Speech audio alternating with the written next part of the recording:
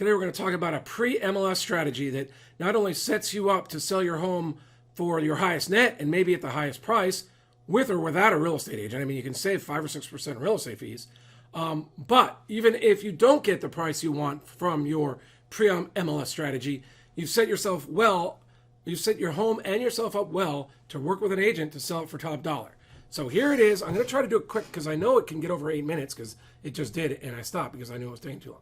So one, consider the auction model. I've seen a lot of excitement with the auction model. As long as you do it right, you can have an opening bid, a minimum opening bid that's significantly below your price, and say, and you can put in clauses in the offering information that says if you don't like it, you don't have to sell. And you can do it a lot of different ways. It doesn't turn off buyers. Now, the other thing is if you don't like the auction, I know I've spoken with a lot of homeowners. I've helped them do open houses and sell on their own. A lot of them don't like the idea of doing an auction. So the next best thing, or maybe just as good, is to have a pre-MLS weekend. Say, we're going to put the property on the MLS in a week or two. This is the weekend. We're having a big, mega, massive open house. This is your opportunity. And then, that way you sort of set up for the opportunity to say, hey, if you were to make an offer, where would it be? Get their contact information, and then you can follow up. I think either way, you want to have some pre-marketing, some social marketing, a lot of signs in the neighborhood, but we'll go into that more in detail as we move on. So, first of all, you want to get an idea of where your prices are. You want to know what you owe in the home. You want to know what your closing costs are going to be. And then I think you want to start with a typical CMA. I'll give up, eventually there'll be links on the website to the best one I know, the best online CMA I know, because it uses our MLS and it's really good. But like with all CMAs, whether they're online ones, you're going to see a limited band. Homes that the computer selects based on similar square footage and proximity to your home. So you're going to see a narrow band, but if there's a lot of sales and the homes are typical, you're going to know where the homes were. And the prices may be different going forward, maybe even be different right now. But if you have a lot of good data, it helps. If the data's all over the place, it's not going to be, the computer's not going to do as good a job, but you should know examining the data. So that brings us to the next thing. You want to find a total market overview where you go outside that band, you go back further in time. You get an idea of the homes that are similar but lower price, the homes that are similar but but higher price. You might want to know if the smaller homes are getting a big price per square foot bump than the homes in your size, and so are the homes above, as we've seen, I've got videos on that, then you might say, well, I'm not going to go with the traditional realtor CMA, I'm going to try to go higher, especially, and this is where marketing position comes from, if there's no competition, which is why it's sometimes very nice to sell in the fall, because there's fewer buyers usually, but there's also less competition. So it gives you a way to, it gives you more flexibility sometimes in pricing and timing. Now, I like to see, especially if you're doing the auction process, to price your home to sell fast. So go make it look like a deal, but you don't have to sell. You can say, well, there's an opportunity to buy before the MLS. And maybe, you can say, I'm trying to price in 5 or 6% savings to the buyer, or there's multiple ways to do it. Do it truthfully, make it look like a deal, but see if you can get more than the price that you want to get to. And there's ways to do that. I mean, really, it's about traffic. You want to get a lot of people to see an interest in your home first, then you worry about negotiating price. And as we said before, confidence in the process will result in, I believe, higher offers from the buyer. If you can also instill confidence in the buyers, you're going to get higher prices. So how do we do that? You might want to consider, if you have the money, to get your home pre-inspected and repaired. You want to pre-disclose. I believe you want to pre-disclose, especially if your home doesn't have major issues, but sometimes even if it does, so you're not wasting anybody's time.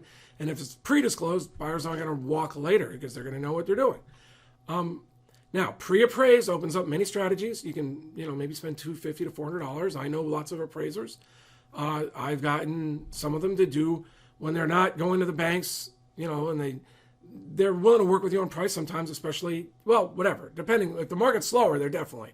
That's what I was going to get in. But lately, I know they're very busy, so that's why I think it depends on the market. But sometimes they want to work with you on price.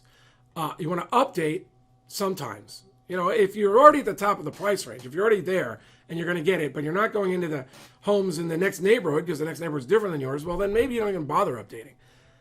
But sometimes you do. If you have an opportunity to go to the next level, maybe you do paint and carpet and staging.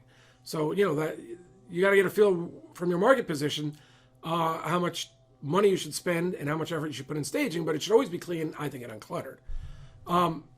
Now, you might want to consider, this is just an optional thing, certified pre-owned, where you have your inspection, you have your warranty, and maybe you can get an agent or me to agree that, happiness guaranteed. So if the buyer isn't happy for 2 or 3 years, the agent will sell the home for 1% or $3,000 or whatever the number is that, we work out.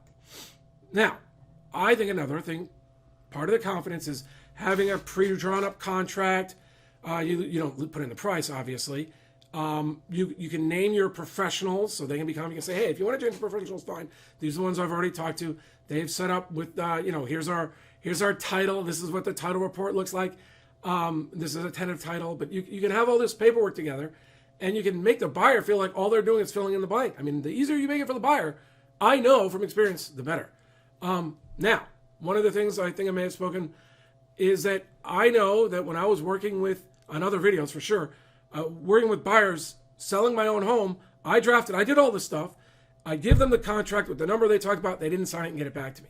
When I finally picked a realtor, there was multiple bids, and one of the buyers would not offered $45,000 more than I put on the paperwork, and he didn't even get the home because someone paid another $15,000 out.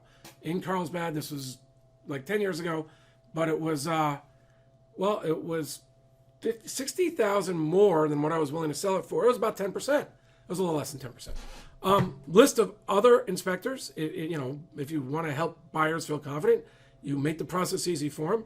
And maybe you've already spoken with lenders. You might want to even have lenders, say, hey, I'd like, so we're not messing around. I'd like you to be pre-approved with my lender. I know we're already getting 7 minutes. I'm sorry, 6 minutes right now. Now, you want to set up your marketing plan. This is important. I guess we can go over this in other videos. I will have to go over it in other videos. Now, you want to create signs on open house and the paperwork for that day. You want to make those information packets. Maybe they can get delivered via PDF from a automated response situation. If you're working with someone technologically advanced, maybe you are too. Maybe you just photocopy lots of paperwork. You have it ready to go because your goal is to have a lot of people coming through your home in that open house or the auction day.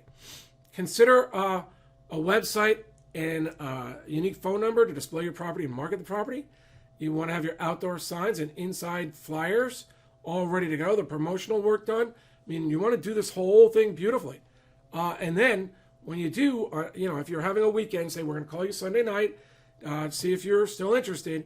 You can have round robin bidding if it was an auction, or call people and see if they're interested.